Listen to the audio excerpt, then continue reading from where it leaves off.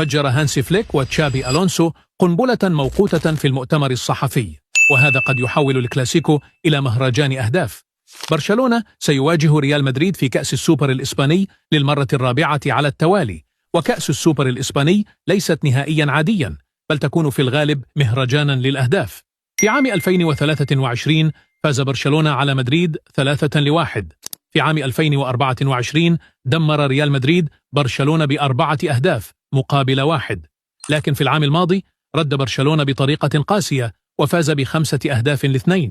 لكن المثير للانتباه هو أن كيليان إمبابي كان مصابا ولم يشارك حتى في الرحلة إلى السعودية، وفي الوقت نفسه كان لامين يامال مصابا وغائبا أمام أتلتيكو بلباو. في البداية كان متوقعا غياب الاثنين عن الكلاسيكو، لكن فليك أكد أن يامال سيكون أساسيا، وألونسو أكد أيضا أن إمبابي سيشارك منذ البداية، بل وتحدث عن برشلونة قائلا هذا الكلام: من تتوقعون أن يحسم النهائي لصالحه، برشلونة أم ريال مدريد؟ شاركونا توقعاتكم وآراءكم في التعليقات.